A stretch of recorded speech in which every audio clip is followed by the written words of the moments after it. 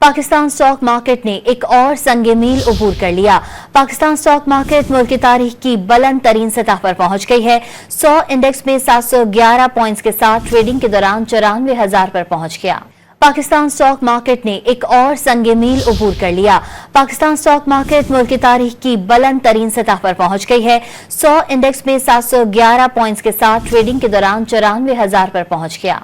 Pakistan stock market ने एक और संगे मील अबूर कर लिया।